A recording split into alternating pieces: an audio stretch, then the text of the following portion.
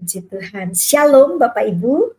Senang sekali saya bisa berkenalan, berjumpa dengan Bapak Ibu. Perkenalkan nama saya Vera Daniel. Saya seorang hamba Tuhan dari gereja lokal GPDI Elohim Sidoarjo.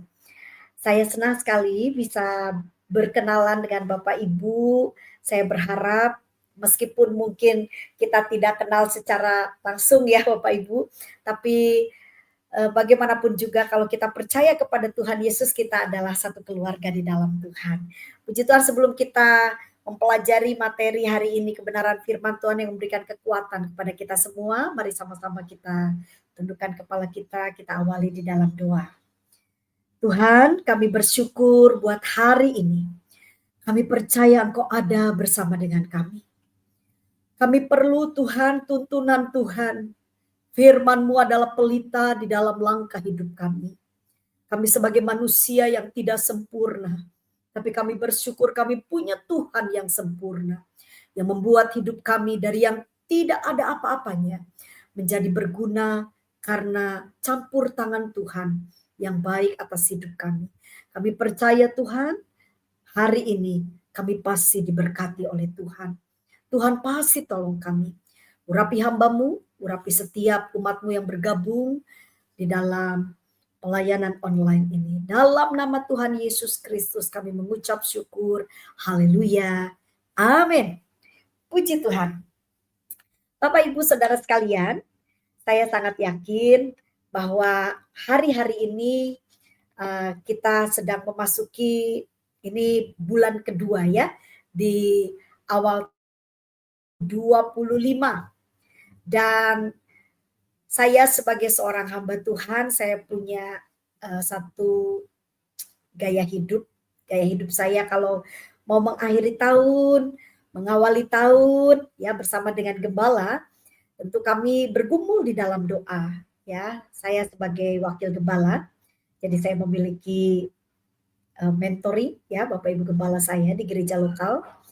Dan pada waktu kami sedang berdoa bersama-sama, maka Tuhan memberikan kepada kami hikmat agar kami bisa mengetahui apa yang Tuhan mau kami kerjakan di tahun ini. Karena bagaimanapun pekerjaan Tuhan itu adalah milik Tuhan.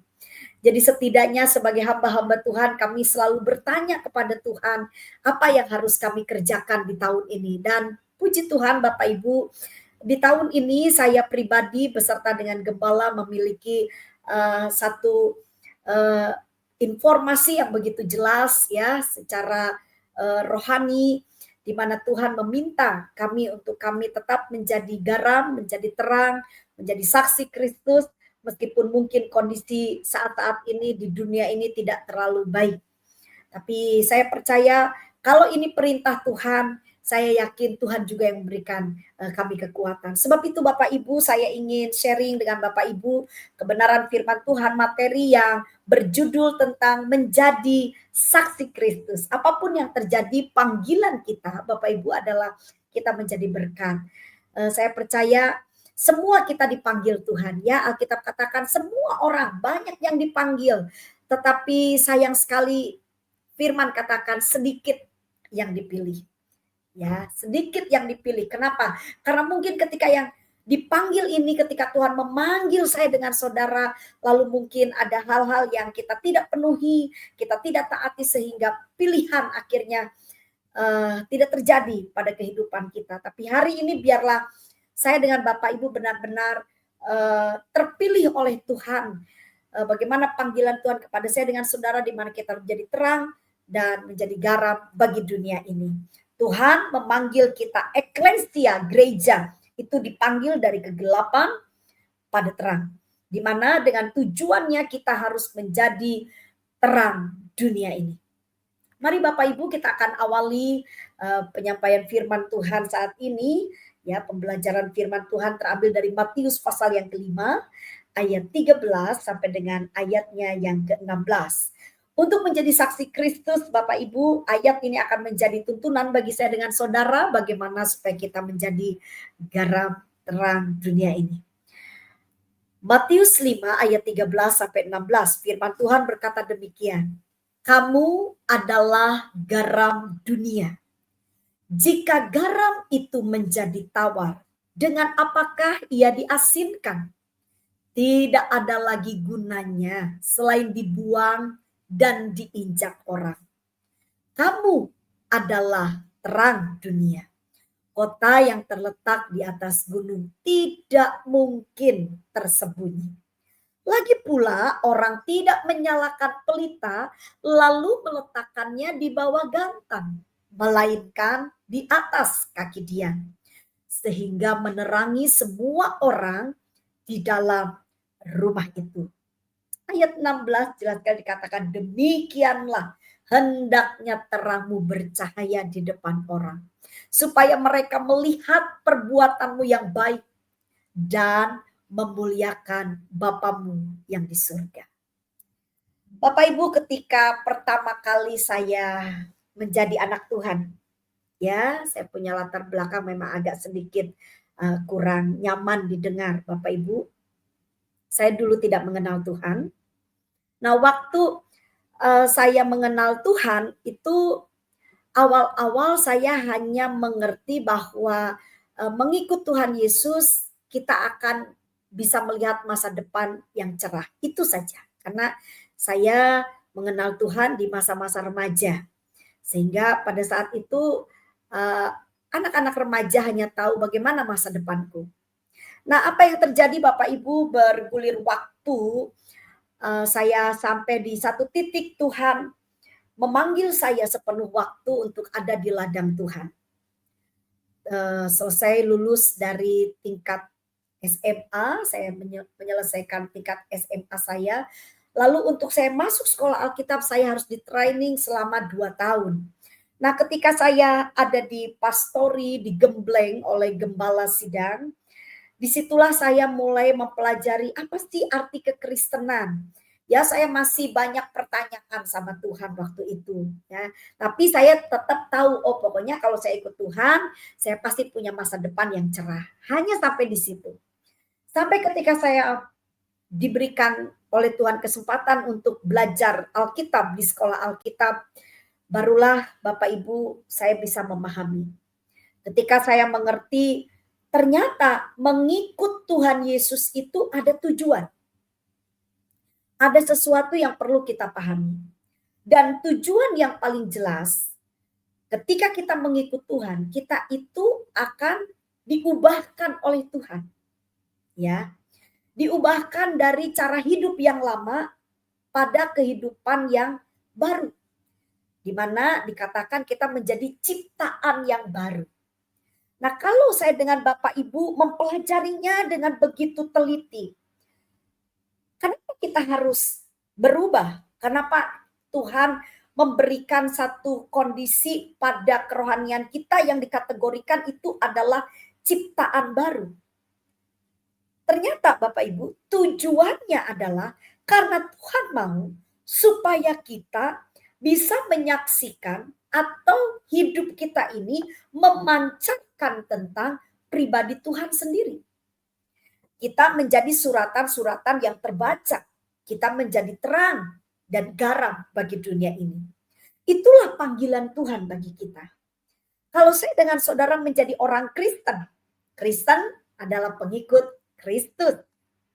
Maka Bapak Ibu harus paham, menjadi pengikut Kristus, menjadi orang Kristen, kita punya tujuan yang jelas. Dan tujuannya bukan egosentris, bukan hanya pada diri sendiri, tetapi tujuannya adalah memenuhi panggilan ilahi. Bicara panggilan ilahi bukan hanya sekedar kita harus masuk sekolah Alkitab, atau oh itu hanya untuk para pendeta, oh itu hanya untuk para pelayan. No, tetapi bicara panggilan Tuhan adalah untuk semua orang percaya. Jadi kalau Bapak Ibu memang orang Kristen, orang yang percaya Tuhan Yesus, ingat, Tuhan memanggil kita untuk apa? Untuk kita menjadi terang dan garam dunia ini. Jadi kalau begitu Bapak Ibu, mari kita simak baik-baik. Kita akan coba membahas ayat firman yang kita baca hari ini, dan biarlah firman ini memerdekakan saya dengan saudara. Bicara tentang garam, mari Bapak Ibu simak baik-baik. Kata garam, garam di sini firman Tuhan katakan kamu adalah garam dunia. Jika garam itu menjadi tawar, dengan apakah ia diasinkan? Saya senang meneliti firman Tuhan itu melalui budaya dan bahasa dari tradisi orang-orang Ibrani. Karena Bapak Ibu bagaimanapun juga Tuhan Yesus waktu hadir di dunia ini memakai atau menggunakan budaya Ibrani, ya orang-orang Ibrani, orang-orang Yahudi. Dan kita harus coba untuk mempelajari budaya mereka dan bahasa mereka. Ketika saya menyelesaikan teologi saya, dua bahasa yang saya harus pelajari dan harus saya pahami dengan baik, yaitu dalam perjanjian lama bahasa Ibrani, perjanjian baru adalah bahasa Girika. Karena kita lihat di Matius, Injil Matius ini ada di perjanjian baru, tentunya kita akan coba melihatnya dari bahasa Girika atau dari bahasa Yunani. Kata garam. Garam dalam bahasa Girika Bapak Ibu ditulisnya halas. Itu tulisannya seperti itu ya. Halas. Halas ini ternyata Bapak Ibu artinya itu berhati-hati atau hidup bijaksana. Nah, kalau kita melihat dari bahasa asli, kita mulai bisa paham apa maksud Tuhan Yesus waktu Tuhan Yesus berkhotbah, kamulah garam dunia. Kalau kita terjemahkan pakai bahasa kita, garam, nantinya Bapak Ibu akan koneksikan kata garam dengan garam dapur. Ya. Sedangkan dalam bahasa asli Alkitab kita, ternyata kata garam yang diterjemahkan dalam Alkitab LAI kita itu dari satu kata yang disebutnya halas. Nah, halas ini bicara berhati-hati atau hidup bijaksana. Bapak Ibu, Tuhan itu meminta kita untuk hidup kita itu bijaksana. Jangan sembrono. Kenapa Bapak Ibu? Kan kalau kita nggak bijaksana, itu kita digambarkan seperti garam yang tawar. Nah, apa itu pengertiannya garam yang tawar? Hidup kita ini sudah tidak bisa lagi berdampak. Nah, kalau hidup kita tidak berdampak, Bapak Ibu, apa yang akan terjadi?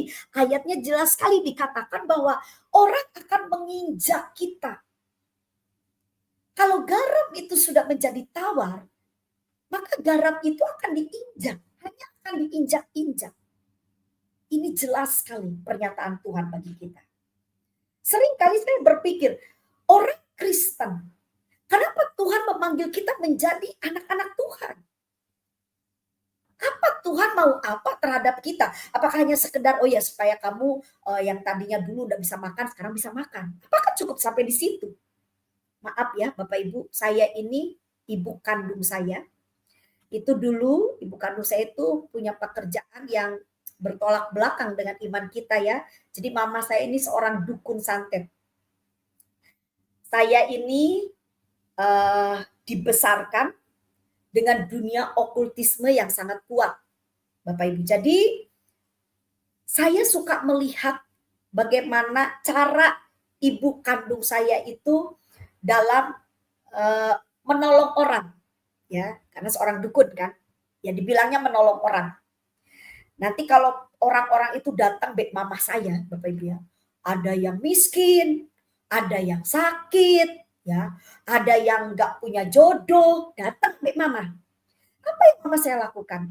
Nah, setiap kali ritual itu biasanya saya tuh diminta sama mama saya duduk di sebelahnya mama. Nah, saya ini dulu enggak paham. Sampai ketika saya dewasa baru saya memahami. Ternyata Bapak Ibu saya ini anak keempat. Nah, di daerah kami itu ternyata angka 4 itu keramat. Saya ini orang Jawa Barat. Jadi saya orang suku Sunda, Bapak Ibu. Dan Jawa Barat itu luas dan beberapa wilayah itu memiliki tradisi-tradisi, ya, memiliki kepercayaan-kepercayaan. Khusus di wilayah saya dilahirkan, itu mereka punya satu pemahaman bahwa angka 4 itu keramat. Jadi kalau sepertinya punya rumah nih ya, Beli yang pertama, yang kedua, beli yang ketiga, beli yang keempat tuh. Yang keempat itu dikasih sesajen Bapak Ibu. Didoakannya tuh lebih dari rumah satu, rumah dua, rumah tiga. Ya, nanti punya anak keempat. Kayak seperti saya ini anak keempat. Nah, menurut kepercayaannya mama kandung saya, wah kalau punya anak yang keempat, ini angka keramat, ini anak keramat.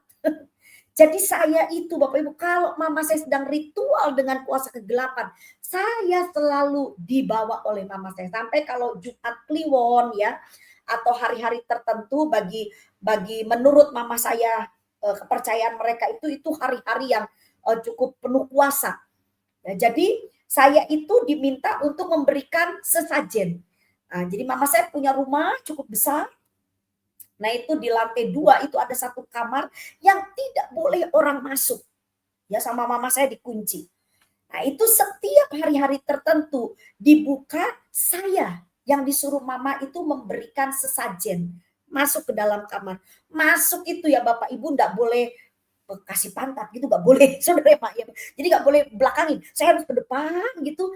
Terus saya harus jongkok pelan-pelan. Saya harus hormat, harus hormat. Nanti kalau mau keluar, saya harus mundur, nggak boleh membelakangi. Jadi Bapak Ibu saya itu nggak pernah tahu itulah kehidupan saya pada saat itu. Nah, lalu saya melihat ibu kandung saya.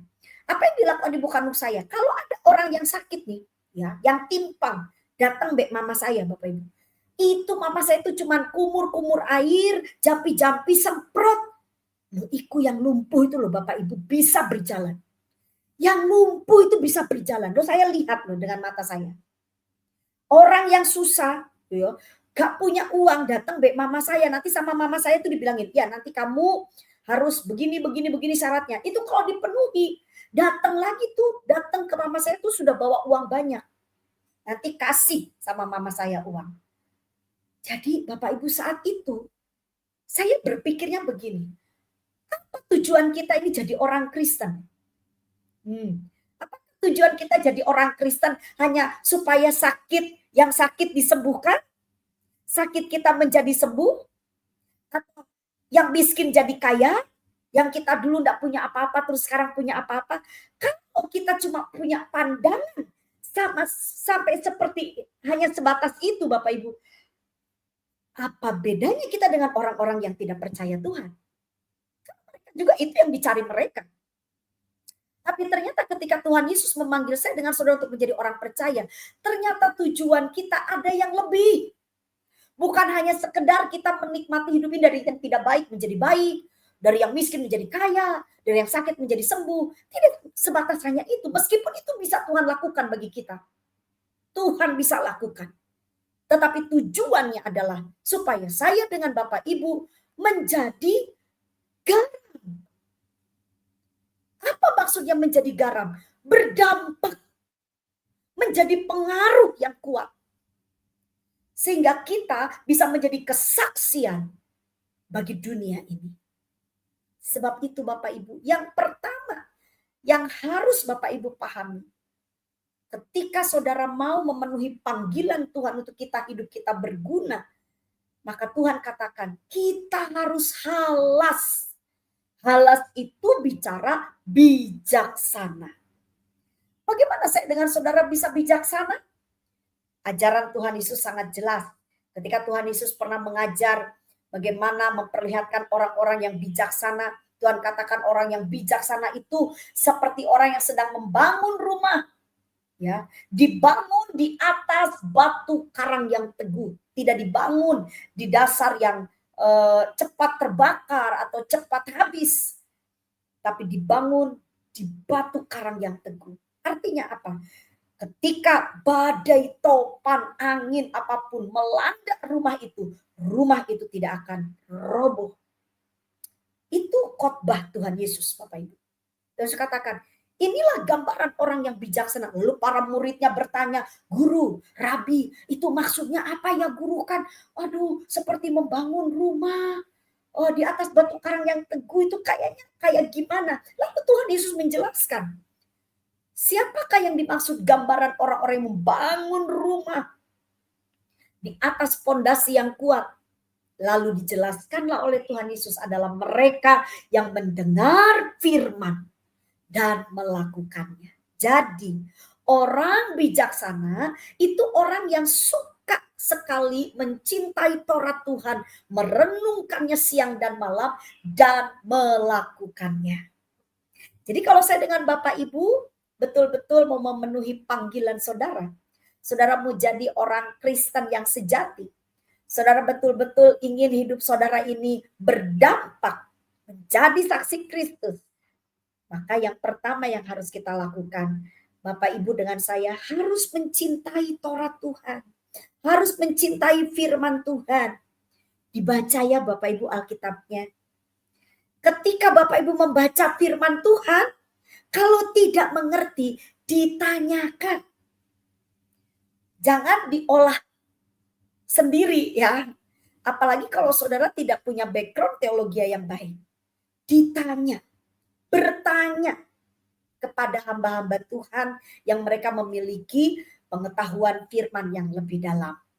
Jadi Bapak Ibu, mari belajarlah firman Tuhan. Kalau saya dengar ya di komunitas saudara ini ada pendalaman Alkitab, ada pengajaran Alkitab, itu sangat baik. Karena itu akan menjadi dasar pertumbuhan rohani kita yang sehat. Jadi mari Tuhan memanggil kita untuk menjadi berkat, menjadi terang, menjadi garam bagi dunia ini. Hiduplah bijaksana. Bapak Ibu, renungkanlah firman Tuhan siang dan malam. Saya tahu bahwa hari-hari ini kehidupan kita tidak lepas dari media sosial. Ya, semua masyarakat hari ini tuh tidak mungkin nggak punya gadget. Sehingga Bapak Ibu saya memaksimalkan meskipun saya memang ya dikatakan saya sudah usia belajar yang IT ini agak terkendala, tapi saya bersyukur saya punya anak-anak rohani yang mengajar saya bagaimana bersosial di media sosial. Ya, lalu saya meminta hikmat kepada Tuhan bagaimana caranya saya memenuhi media sosial pribadi saya mulai dari Instagram, TikTok, ya, YouTube. Saya penuhi semuanya dengan pembahasan firman Tuhan. Saya mengisi itu dan saya sangat bersyukur melalui media sosial, Bapak Ibu. Saya bersyukur banyak sekali khususnya anak-anak muda yang dimenangkan bagi Tuhan. Ya, mereka DM di Instagram saya, mereka bertanya di YouTube, mereka meminta tuntunan bagaimana supaya mereka bisa mengenal Yesus dengan baik. Saya percaya Bapak Ibu ketika kita benar-benar hidup kita bisa menjadi garam, hidup bijaksana. Hati-hati di media sosial juga perlu kebijaksanaan. Ya, kalau kita tidak hidup bijaksana, maka hanya dengan kita sedang bersosial media, kita sedang upload sesuatu, tetapi itu tidak tepat sasarannya, kita tidak bijaksana dalam menggunakannya, apa yang terjadi? Bisa jadi hidup kita akan benar-benar tidak berdampak dengan baik, bahkan mungkin kita menjadi batu sandungan. Jadi betapa sangat pentingnya saya dengan Bapak Ibu hidup dalam kebijaksanaan. Sebab itu untuk kita bijaksana, renungkan firman Tuhan. Ya, pelajari firman Tuhan dan praktekkan firman itu. Cukup simpel ya Bapak Ibu. Jadi Tuhan minta kita, ayo kita jadi garam. Dan yang kedua Tuhan katakan di ayat 14, Matius 5 ayat 14, kamu adalah terang dunia. Kota yang terletak di atas gunung tidak mungkin tersembunyi. Mari kita lihat kata terang. Bapak Ibu, kata terang dalam bahasa Gerika itu ditulisnya pos. Pos itu artinya bersinar atau membuat nyata. Itu pos. Jadi kalau orang berkata, mari kita jadi terang dunia. Saya satu kali pernah melayani kebaktian kebangunan rohani di anak-anak sekolah minggu. Ratusan anak berkumpul, terus saya tanya begini, ayo anak-anak, kebetulan tuh temanya tuh tentang terang kan. Siapa di sini yang paham bagaimana caranya kita menjadi terang dunia? Ada seorang anak kecil yang sangat cantik ya, lugu sekali, mungkin usia sekitar 4 atau 5 tahun, dia ke depan, "Saya tante," gitu. Wow, si anak ini luar biasa sekali. Saya kasih mic, saya bilang begini, "Gimana cantik untuk kita bisa jadi terang?" Tahu nggak Bapak Ibu jawabannya apa? "Bawa lampu." Tapi ya benar juga. Ya kan si anak kecil itu belum mengerti apa-apa. Ya bawa lampu tante, kalau mau terang bawa lampu. Nah, saudara, kenapa itu perlu lampu? Terang itu supaya jelas. Kalau saudara itu di tempat yang terang, apa yang akan terjadi? Semua akan terlihat jelas. Warna kita akan tahu, oh ibu ini pakai baju apa, oh kursi ini tempatnya di mana. Itu kalau kita ada di kondisi yang terang.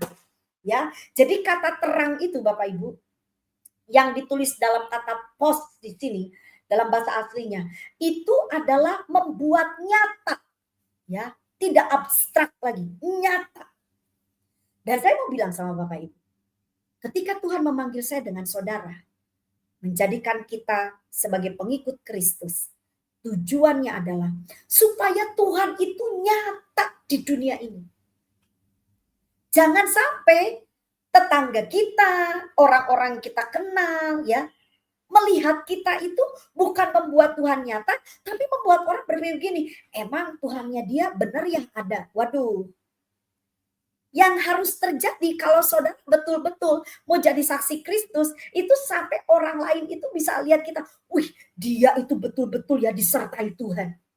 Nah, coba Bapak Ibu renungkan, gimana caranya orang lain bisa nilai kita bahwa kita ini orang-orang yang disertai Tuhan, atau dia itu bisa menyebut gini, ih Tuhannya orang Kristen ya, ih hebat banget.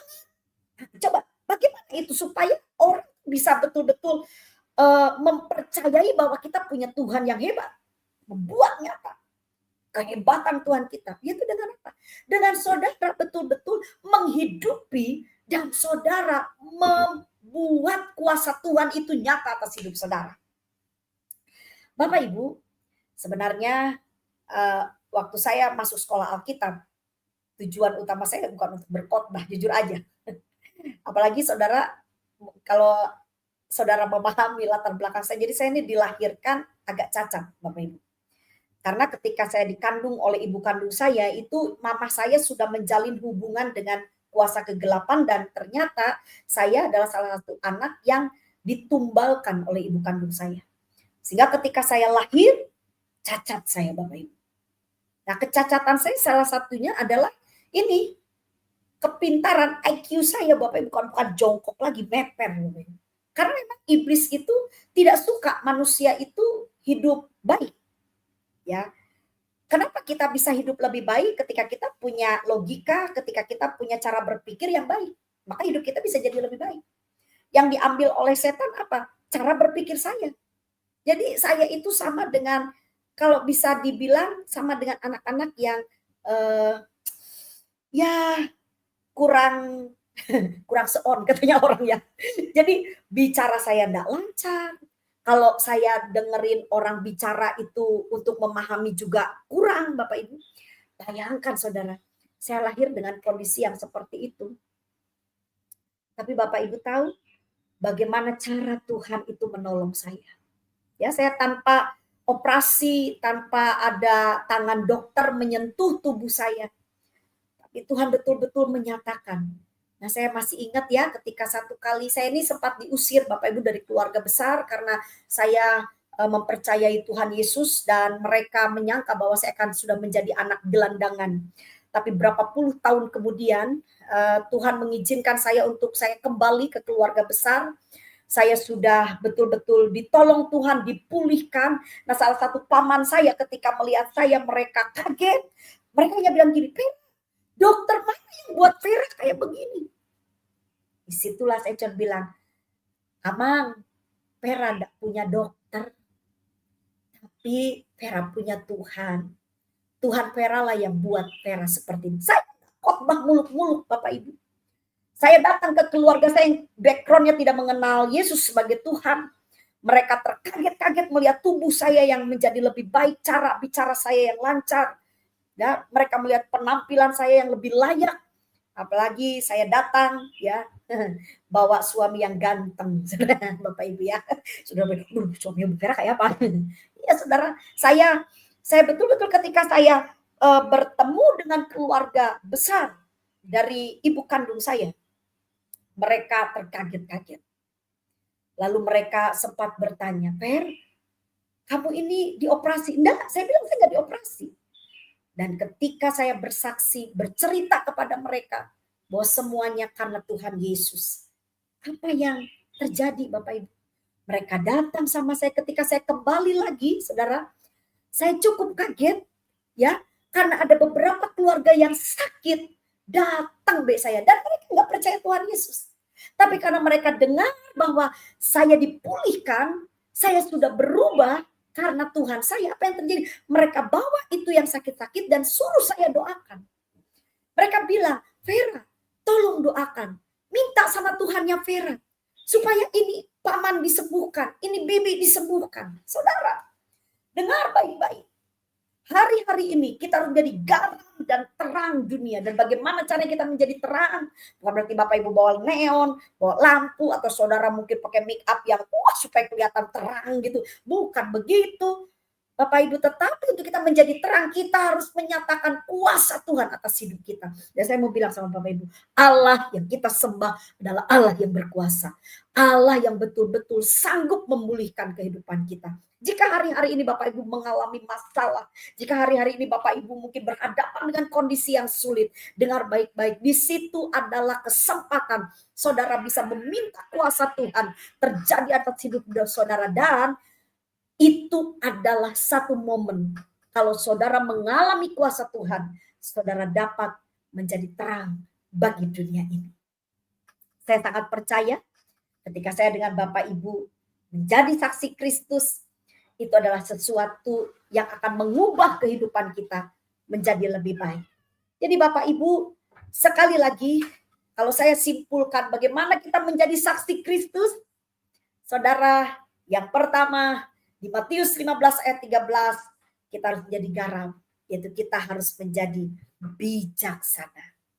Hidup bijaksana. Kenapa kita harus hidup kita bijaksana? Agar kita tidak direndahkan. Dengar baik-baik. Tuhan memanggil saya dengan saudara untuk apa? Supaya saudara terhormat. Tuhan mati di atas kayu salib. Agar apa? Supaya hidup kita betul-betul memuliakan nama Tuhan. Saudara harus hidup bijaksana. Dengan hidup bijaksana, saudara tidak akan direndahkan. Saudara tidak akan diremehkan oleh orang. Nah, sekarang kan fenomenanya cukup memprihatinkan ya Bapak Ibu. Apalagi sekarang ini semua kehidupan itu cepat sekali tersebar. Bisa diviralkan. Jadi mari kita hidup bijaksana. Mari kita mencintai firman Tuhan dan melakukannya. Itulah orang yang bijaksana. Sehingga kita tidak direndahkan. Tapi kita mendapatkan penghormatan. Saudara, orang-orang yang terhormat adalah orang-orang yang hidupnya bijaksana. Hidup seturut dengan firman Tuhan. Dan yang kedua, kalau saya simpulkan tadi, dari pemberitaan firman Tuhan hari ini adalah Tuhan mau kita menjadi terang. Apa itu menjadi terang? Menjadi teladan. Dari Matius 5 ayat 14, kamu adalah terang dunia. Tidak mungkin yang namanya terang itu tertutup, terang itu pasti terlihat. Jadi saudara menjadi teladan. Jadi untuk menjadi teladan, saudara harus hidup kita ini bisa dipercaya. Ya, Bapak Ibu, jadilah teladan agar hidup kita dapat dipercaya. Dan saya sangat yakin waktu saya dengan Bapak Ibu hidup bijaksana dan menjadi teladan, percayalah, maka nama Tuhan akan dipermuliakan atas hidup kita. Tuhan Yesus sempat berkata, jika Bapa dipermuliakan atas hidupmu, maka Bapa akan menghormati engkau. Kalau dihormati berarti kita dikenal oleh Tuhan. Saudara, hidup paling bahagia di dunia ini kalau saya dengan Bapak Ibu dikenal oleh Tuhan. Ya, kalau coba saudara punya kenalan nggak di dunia ini? dikenal sama orang yang punya pangkat, punya derajat, terus orangnya baik, suka nolong. Saudara dikenal sama orang yang seperti itu, waduh hidup saudara aman deh beneran. Kenapa? Karena dia sudah punya nama, dia terhormat, dia sugih gitu ya. Terus dia tuh baik, murah hati, suka nolong. Saudara kenal sama orang kayak begitu tuh. Aduh, nyaman deh hidup kita Bapak Ibu. Ini saya mau kasih tahu sama saudara. Kalau saudara dikenal Tuhan, saudara tahu Tuhan, Tuhan tidak terbatas kuasanya, Tuhan penuh dengan keajaiban, Tuhan punya kuasa yang hebat sekali. Kalau saudara sampai dikenal Tuhan, siapa yang bisa merusak hidup saudara? Ya, kalau Tuhan di pihak kita, kata firman Tuhan, siapa yang bisa mengalahkan kita? Bapak Ibu, mungkin kita tidak sempurna, mungkin kita tidak hebat, mungkin kita banyak kekurangan. Tapi kalau kita milik Tuhan, Tuhanlah yang bisa menyempurnakan saya dengan saudara. Saya selalu berkata, tanpa Tuhan saya tidak akan mungkin bisa jadi orang yang bisa berdampak. Tapi karena Tuhan. Makanya saudara, ayo hari ini kita hiduplah bijaksana dan tetaplah jadi teladan. Saya percaya firman hari ini kalau saudara hidup bijaksana dan saudara bisa jadi teladan, yakinlah. Lihat, nanti ada sesuatu yang ajaib terjadi dalam hidup saudara. Kenapa? Karena saat seperti itulah Tuhan akan berkenan atas saudara. Perkenanan Tuhan akan membuat mujizat yang besar terjadi dalam hidup saya dengan saudara. Amin. Puji Tuhan. Saya percaya Tuhan menolong kita semua. Nah, sebelum mengakhirinya saya mengundang kembali Bapak Ibu, mari kita rendahkan hati kita di hadapan Tuhan.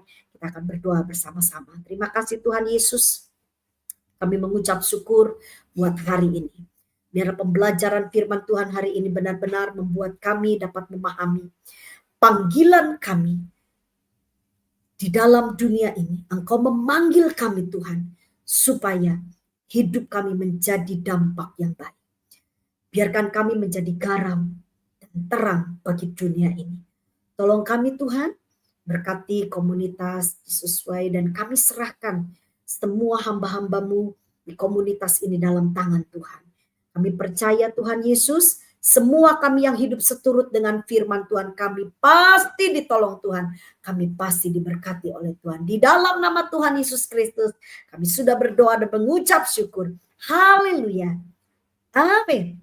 Puji Tuhan. Tuhan Yesus memberkati.